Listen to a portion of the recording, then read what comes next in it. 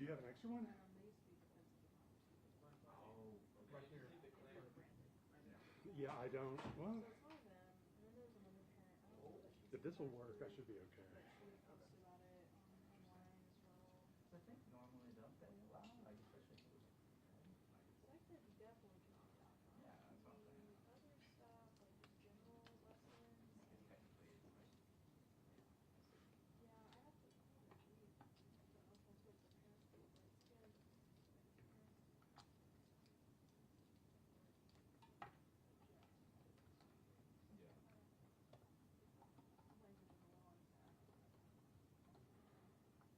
yeah. Yeah. Yeah. Yeah. Okay. I don't know if you were there for Sean afterwards. Sorry, I'm not. No, you're good. No, he might need room to put papers down. Oh, true. Silly me.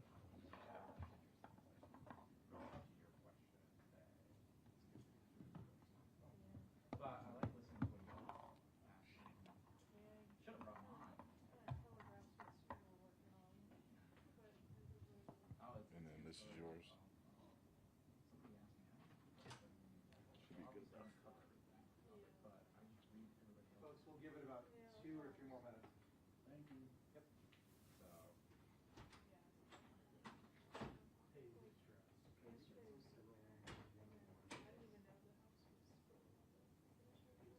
Yeah, I missed that.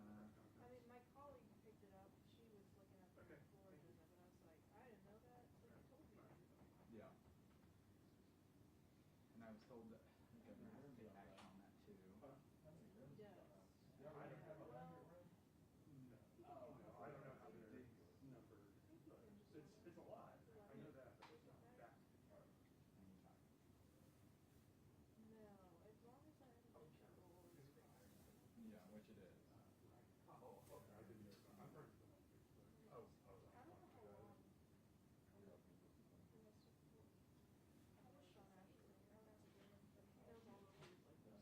I know, that guy is on everything. I wake up every morning and I go work out, and then halfway through my workout, I take like a little breather, and I read just the rest. You're up early then. Yeah, I am up early. I wake up at 5:45, and then I'm like halfway done with my workout at 6:30ish. So he has it normally out at like 6. Which is crazy, because I'm like, why are you up? He must be an early riser. Yeah. Because, I I mean, go to bed at 5:45. in the morning, Well, not quite that late. I was like, oh my Usually god. about 4 a.m. is when I finally goes on. You just like on your phone playing video games, watching I'm just TV. doom scrolling. That Yeah. would be too. I mean, so I'm night side, so I just get off work. You get off 11. I can't fall asleep after I've just been working. Yeah. Because I don't go to bed until like Yeah. 1 or 2. Yeah. So it's like everybody has like 4 Oh, that's 4 or crazy. 5 hours after you get I go to bed at 9 p.m. Oh, He wakes up at 6. You have dinner that's first? crazy. What's that? You have dinner first? Uh, Sounds like it should go hand in hand. Yeah, no, pretty much. No, I go to bed at 9, wake up at 5:45. I try to get home like 6, eat dinner. The Thunder's been messing up my schedule. I'm still waking up early, but I'm just exhausted. It was worse when they were playing like almost 9 p.m. It's like, come on, guys, we can't be doing this. I'm not able to wake up at 5:45. They're going ending at midnight. Who do you talk to about that? About what? If the game changed. I just put in a good word. I'm like, Governor, come on, like, let's do better here. Did you say something? Make an executive order on that. No Thunder games. I'll try not to. Yeah, no Thunder games after. Y'all got ideas for EOs going on over here? Yeah, we were just talking about how the Thunder's so late. I know it's killing my kids because they're just like, I mean, I was like, sorry, y'all will be terrible tomorrow if I let you watch this whole game. I will tell you what happens. You can watch the highlights. Thank y'all for being here today. Is everybody good? Good. Well, first off, I want to say that I'm very disappointed in the U.S. Supreme Court's decision. I believe that this decision is antithetical to the religious freedoms in our U.S. Constitution. I believe it's antithetical to the rights that parents have to direct their children's education. I really believe this is a very common sense issue. The people of Oklahoma wanted more options for families to choose the direction of their child's education. A charter school was approved. The charter school was a Catholic charter school. That's what the parents wanted. They met every criteria here. And because some individuals have a sentiment against Christianity and against faith, they ruled against this school. I also want to be crystal clear that we will continue to move forward to find any kind of avenue possible for this school and others like it to be able to exist in Oklahoma. We are actively pursuing what those courses of actions may be. Could be a reapplication by the school, could be an application by another school. We're also looking at a potential amendment to the state constitution to help clarify this issue. And we're also looking through funding mechanisms for religious charter schools in the future of Oklahoma. I believe this is the next frontier in school choice. I believe that Oklahoma is the leader in school choice. We are the leader in religious freedom. And we've got to continue to fight for the families of Oklahoma, to fight for individuals' religious liberty. And that's what we're going to continue to do here in the State Department of Education. I'm honored to be able to represent the parents and to continue to fight for their religious liberties. And it's really unfortunate that we have teachers' unions that are obviously against school choice, obviously against parents' rights, obviously against these religious freedoms. And then you have some elected officials that don't step up and fight for these families. But we're going to continue to do that here. And I'm happy to answer any questions that you all have. Thanks for joining us late on a Thursday here. Do you not see this as if this, the Supreme Court had allowed this to happen? Would that have not opened up Pandora's box a little bit? I mean, wouldn't it have allowed, say, the Church of Satan to start their own publicly funded charter school if that were the case? And how would you feel about that? Yeah, no, I just completely disagree. So number one, the Church of Satan, Satanism, that's not a religion, will not be recognized as a religion in Oklahoma. Number two, this school, this process, you have to show certain things in your charter application. So one of the things you have to show is that the community and parents in the area want the school. Their kids would attend the school. The other things that you have to show is a track record of success inside the school system. So that is where a school like St. Isidore was uniquely positioned to say, not only are we wanted by a lot of families, not only do we have a track record of success in some other schools, we literally have a similar apparatus in the private school system that has been successful. So they really, when you look at the criteria for charters, and because, I think to your point, we want high-quality charters that parents want that really help raise academic outcomes for kids.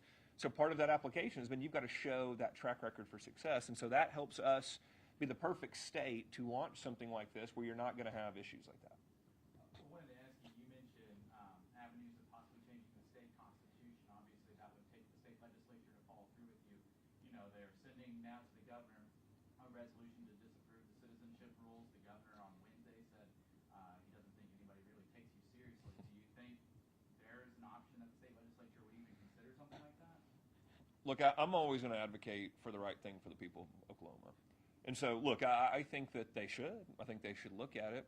I think that they should at least consider giving this over to the people of Oklahoma to vote on. I think we've got to tackle serious issues. I think that we've got to make sure that we're tackling the big issues. And when you look at an issue like religious freedom, that's about as big of an issue as there is. You look at, back to the foundation of this country. When I look at education, I look forward, I continue to believe we've got to innovate and think outside the box. We have to look at things in a very different view, more holistic view of how do we give more opportunities for kids, how do we bring new models for students, how do we continue to challenge the status quo. I believe this is an avenue we've got to pursue. You've got religious entities. Again, the Catholics have done a tremendous job of educating children. In the state of Oklahoma, they have some of the most successful schools here already in the private school realm. Nationally, the same thing. We want to give them an opportunity to open more up in the charter school space. So I believe it's a huge issue. I believe that the legislature, I think it's an option. I'm not saying today that needs to happen tomorrow, but I'm saying all options should be on the table. That's one that we're taking a look at to see if that provides a more clear path to get back to the U.S. Supreme Court. And again, the Supreme Court with this decision has left that opportunity open to say there is a possibility of an approval in the process. It wasn't this dramatic ruling saying in no way they're standing here. So I think in that sense it's encouraging, but again, I think we need to get to work. Families are waiting. Families are wanting these type of opportunities, so we do need to be active. I just had a quick Yes, sir. Yeah. detail on that. You mentioned families are waiting. I was curious, how many families actually signed up and enrolled in this school whenever it was set up and then, obviously put on pause? That's a great question. I don't remember the number off the top of my head. I believe we were looking at 200, I think was roughly about it. Okay, and I know the school expressed that, once this kind of became a bigger issue, they had a lot more folks reach out to the school. So I don't know where that number ended up, but I know that, it was kind of one of those things where as I traveled the state, talked to parents, talked to folks throughout the communities, this really opened up their eyes to, could we have opportunities like this? Could there be other opportunities similar to this? So I think that initial group, and again, we met with the school early on to figure out, well, what happens when the Oklahoma Supreme Court stopped it from moving forward and what their options were. So we tried to make sure they understood the open enrollment, how to transfer to other public schools. Again, they're kind of left out in the cold, so we're going to make sure that they all have those opportunities. But look, I think that this is going to continue to grow. We're going to see that with our school choice tax credit as well. Once you start a program, once people get into it, then you've got word of mouth where people start talking about it. So I anticipate that to continue to grow. Not to go back to that previous question, but let's say, I know you talked about how this Catholic school system is a well-established Mhm. thing, and so that's why there's not really the concern about, say, the Church of Satan, for instance. Sure. Well, I know we might not have as big a community as people here in Oklahoma, but where I grew up in Texas, in the city I lived in, we had a huge Islamic population. There were well-established Sure. Islamic schools there. How would you feel about that if it were a non-Christian religion that were granted to have public funds to run a school? Well, again, that scenario you're painting wouldn't take place here because we don't have those schools with that track record. So what we've continued to see here in Oklahoma is our charter process has been very clear that these models have to be in place. You've got to be able to meet these criteria. And so again, that's for other states can deal with that. We have done it a certain way here that provides certain pathways to success. And again, this charter school met all of those, so I don't have an issue with this one. But in supporting this U.S. Supreme Court to Yeah. allow this to happen here in Oklahoma, if Sure. they were to do that, that would allow things to happen in other states. Are you not worried Sure. about a precedent that it could set in other states? No, I'm not. I'm worried about the state of Oklahoma. That's my concern always is what's happening for the folks of Oklahoma. Look, if other people, I would tell everybody to look at our application process. I would say there was a lot of detail that was put into that to make sure that, again, we want high quality charters, but we're not looking to just have a ton of charters if they're low quality. So there was a particular reason for the process. I would tell all states they should look to us. And again, frankly, a lot of states, some states don't have charter schools. Some states have charter schools that have to go through hoops that frankly sometimes leave me scratching my head. I don't really understand kind of why some of them have the criteria they do. So I would just say, look, Oklahoma is a model here. I would tell those states that they need to look at us and they wouldn't have those type of issues. I know this is the second or third press conference you've had in the past week. I'm sure you probably saw what the governor said yesterday. He mentioned that nobody takes you seriously. And that's a guy who once endorsed you. You were his Secretary of Education. Sure. He appointed. Do you agree with him that nobody should take you seriously? Well, I didn't see his comments. My focus has been improving education for every child. My position, my concern has been the people of the state of Oklahoma. So, when I come out and say that we should cut income taxes now, not in the future, and I say that in the middle of session to try to get something done, because literally everywhere I go, people go, we heard all this about cutting income taxes, but that doesn't sound like cutting income taxes. Literally, in a restaurant, have people come up to me, say things about income tax cuts. I thought it was I saw the commercials on TV, but I heard that's not what's happening. I come out and say that. I come out and say it in session to try to say, guys, let's get back. We can do these things. And again, people want to, attack me or attack that I'm making comments on that. Well, address the issue. The issue is this budget good enough for the people of Oklahoma? I continue to hear all over the state that it's not, that they want to see the cuts now, that they want to see a bigger conversation around eliminating income tax, eliminating property tax. We have other states that are tackling these big issues, and we're saying we'll cut a quarter of it. I think the people of Oklahoma deserve better, and so yeah, I'm not going to apologize for those statements. It didn't, I'm not really tracking with what everybody else is saying about me. I would like for the conversation to be around why can't we eliminate income taxes? Why can't we eliminate property taxes? Why can't we take a comprehensive look at tax reform the way, frankly, some other states are doing? That's what frustrates me. I see other states having these big conversations, and I see us not having those conversations. So, look, I think the people of Oklahoma deserve it. I think they've demanded it in their last election cycles. So I'm going to continue to advocate for that. Get back to the news of the day, though. Obviously the vote was tied 4-4. There's one justice who did stay out of that. What do you think of their voting and everything? Obviously that is a bigger conservative Supreme Court filling. So I just wanted to ask you, what do you think of the voting and stuff? Because obviously, Amy couldn't bear it. Yes. Well, obviously, I was disappointed when I heard that news, earlier in the year that she wasn't going to be a part of it, because she's been pretty consistent in her rulings on these type of issues, and then, and we don't know, they're not going to show us who voted where, which is frustrating, right? It's frustrating to not be able to kind of read the dissent, to read the opinion, to see what individuals said what. I think that's really frustrating. I will say I'm hopeful in the way that they left the door open. But, for me it is frustrating because you see conservative justices and we don't know who or the reason why they kind of flipped here on this issue. So, look, that is frustrating. I think a lot of people would be frustrated by that. But, I do think the door continues to be open. So, what we've been looking at today are what are the other ways that we can get this back to the Supreme Court? What are ways that we can continue to lead on religious liberty in Oklahoma? And so that's been our reaction. That's been our approach. Spoken a lot about expanding parents' rights, religious education, taking a bigger role in our education system, social studies standards, add more references to the Bible. There are some parents now, though, who are trying to rely on those same parental rights laws that Oklahoma has to opt their children out of some of the new content that you've included in the social studies standards, like religious education and elections. Sure. What's your reaction to parents doing that? Well, so I've got kind of a couple of thoughts. The first one is, I do think it is concerning that parents would opt their kids out of understanding American history. That right there, I am concerned with that because, again, I think that kids need to have an understanding of American history. That's all of it. And we've talked about this a lot. Our kids are going to know what made America exceptional. I believe the left has pushed all that out of schools. You can't talk about the Bible. You can't talk about all of these founders' statements and really have that holistic conversation. But you can talk about all the bad stuff, okay? So what we've said is we've got to go back to a time where we're proud of our core principles. Kids understand them. They understand where they came from. They also understand that we didn't always live up to those principles, and we're going to be unapologetic about telling that as well.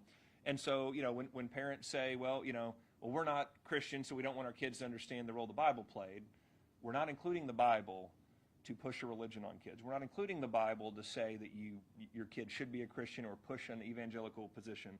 What we're trying to do is give your kid an understanding of history in America, where America came from, what beliefs influenced those individuals, so that then they can understand American history. And again, if they can choose the path that they want for their lives, their beliefs, everything else, but you got to start with an understanding of history, number one. And number two, look, that's why we continue to, we want parents to have opt-outs. We want parents to be able to make those decisions. So, look, I think that's a bad decision on their part to exclude. I mean, I'm a history teacher. I always try to tell kids, believe me, I dealt with the question all the time of, well, this part's boring, right? You hear that all the time, or I don't care about this part. And I try to tell them, well, guys, but this is part of the bigger picture, right? You got to understand the full picture to appreciate all of history. So I say all that, and sorry for the long answer there, but I say all that to say, I think it's important. I wish they wouldn't do that. But again, we're going to continue to protect their ability to, they're the parent. If they want to do things like that, that's absolutely something we'll This is an interesting point that was brought up a little bit ago from people in the legislature. They said that, like, if the president of St. Isidore getting publicly funded dollars and everything, so if they got money, why couldn't some of the private schools that are already in Oklahoma become a charter school and use public funded dollars? And they were worried about how much that would cost the state if this were to become a thing. Do you have any concern about that? I mean, obviously, this would set a precedent for the United States if it were overruled to religious public charter schools. So what about here in Oklahoma and private schools? I really appreciate that question because I think we have to fundamentally view the way that we fund education differently. And I think we've taken steps in that direction. I think that a religious charter school would really help us get there. But we need to fund education like this. How much does it cost to educate Johnny, Susie, and Allison? Not, okay, what's the chunk of money are we going to give this public school or this charter school? No. Every child, how much does it cost to educate them? Let's allot those dollars as closely to that child as possible, and then allow the districts, the schools, the sites to make budgetary decisions based on that. The closer we get to schools making decisions, because Allison over here, we've got $14,000 to educate her. She probably needs A, B, and C. She may need a math tutor. She may need this type of curriculum. The closer we get to that, the better, because decisions are being made for the individual child. So that's my fundamental view, is I have no concerns about that, because I want us to continue to move to funding education, not based on a giant number on, well, we want to give them $100 million here or $100 million there. How much are we going to pay for every child? And then let those parents decide where those funds go. And again, I think it makes that budgetary decision making at the district level so much better and so much efficient for the children. Do you have a message, sorry, Susan, for the parents that enrolled their kids at St. Isidore or ultimately wanted to? Yes, I do. I would tell them we're going to keep fighting for you. We're going to keep fighting to get you that educational option that you choose. We're going to continue fighting for your religious freedom and your religious rights. And, don't give up. Keep fighting, and we're going to keep fighting for you here. And there's a lot of Oklahomans cheering for you. There's a lot of Oklahomans that want you to see that opportunity.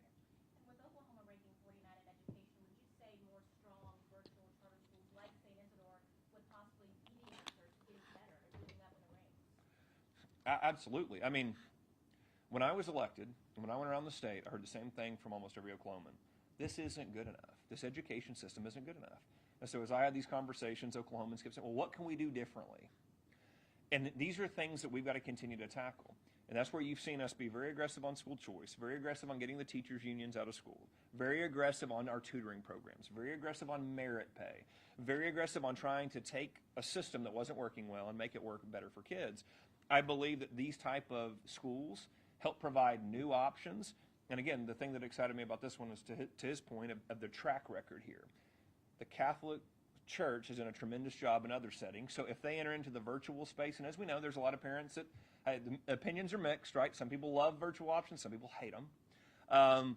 But if there's somebody else who wants to take a crack at that and can do it differently and appeal to parents in a different way, I am on board with trying that, because again, I think we've got to continue to challenge the way we've done things to try to improve that ranking. On the topic of talking about funding schools and things like that, how would eliminating property taxes, which is the main mechanism for funding public schools, do anything to help funding schools? Because it's got to be part of a broader conversation. And here's the broader conversation. How are we taxing our citizens, and how are we paying for government? Every state around us are eliminating massive amounts of taxation. We've got Texas has zero income tax. We have Florida that not only has zero income tax, has started moving towards eliminating a property tax.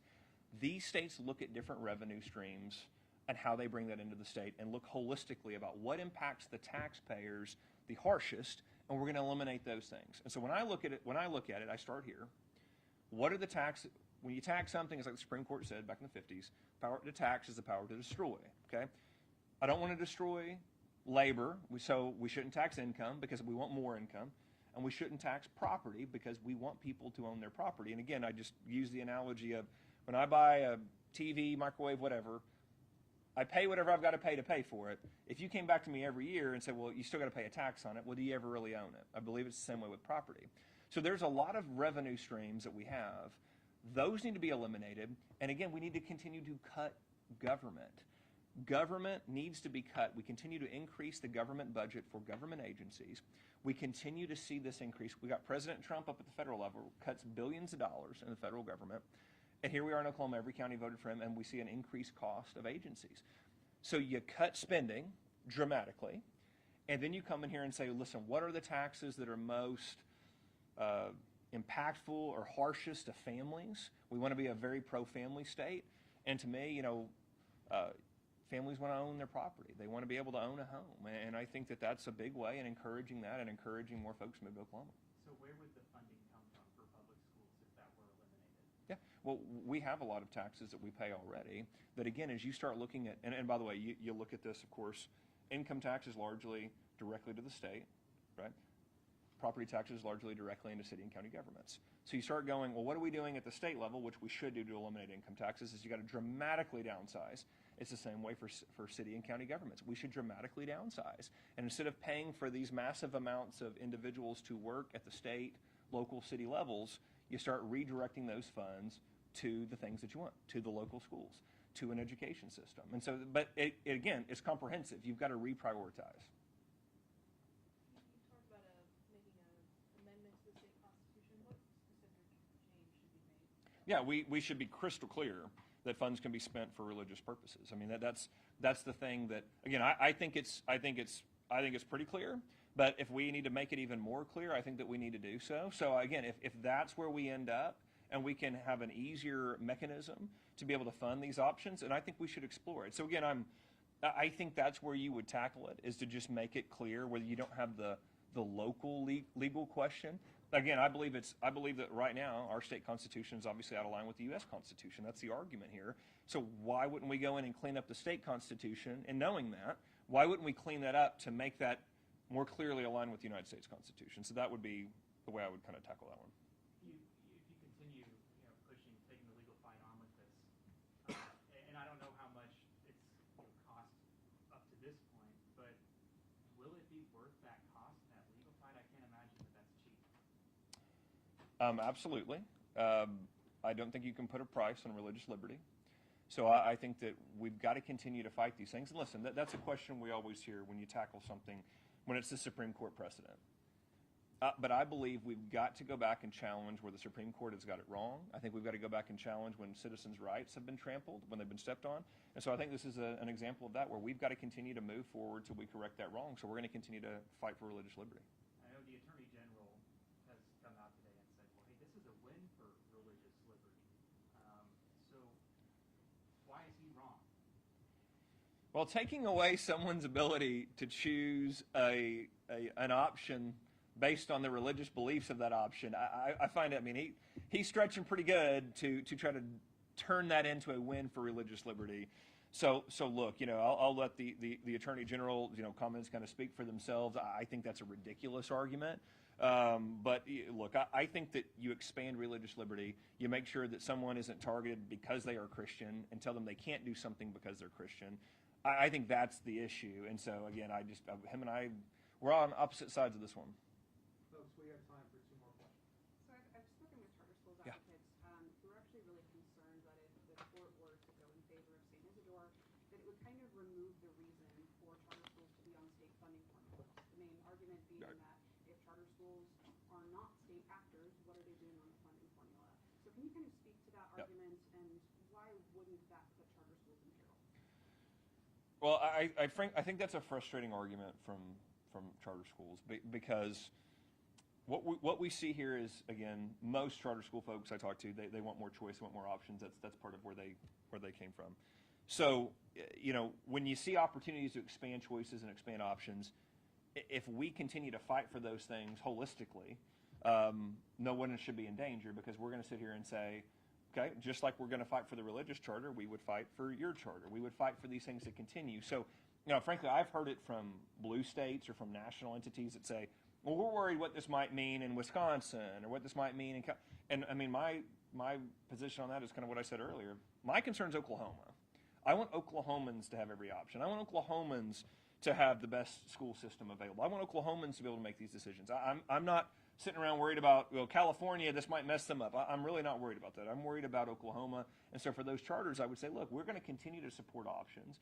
We're going to continue to support you moving forward as long as you're doing a good job and helping kids. So to me, I wish they would look at it as an opportunity for more choice and more options. So you said the 4-4 vote isn't a clear, defeat. So if another state were to challenge this and bring another case to the Supreme Court that's similar, would Oklahoma support them in a lawsuit? Yes. No, good question. Yes, we would. If it's a similar situation, again, I need to see the specifics, but generally speaking, yes. We want to see this overturned. We want to see these options made available. Look, we're going to look internally and see what we can do here in Oklahoma, because we want this option available for our parents. But look, I think this is far from over. I think this is obviously not a good day on this front. Again, the losers were the families, were the parents that wanted these opportunities. But again, there's options moving forward. So we are excited about that, and we're going to continue to fight. If it from another state were a similar lawsuit, except instead of a Catholic school, it were an Islamic school, would you support that lawsuit? You're really wanting to get me on that one, aren't you? You're really wanting to get me on, answer that one. Look, in our state, it's very clear. In our state, the criteria have to be met for you to be a charter. I'm not going to speak outside of Oklahoma when, again, I've told you, some states have some bizarre rules. As we started looking at charter applications and what a charter entity could look like back before we even had the charter board, we went out to Arizona and looked around and looked at some other states, and we're going, that's kind of kind of a weird thing that you make them do. And then it's kind of strange that you don't make them talk about academic quality. You don't make them talk about outcomes. You don't make them talk about a track record. So look, that would depend on the situation there of what state comes up with what. But here in Oklahoma, this has been the path. And again, they followed that path. So that's what we would support. So back to the Last question, question. if it were a state that came up with an Islamic charter school, if that were the situation, would you support that? Well, that wouldn't meet our criteria. So I'm going to support what would meet Oklahoma's criteria. Our criteria has been very, put together in a sense of if you have that track record, if there's a history there, if you have that community support. And again, we haven't seen that here. So that's what I'd continue to support what would be helpful in Oklahoma.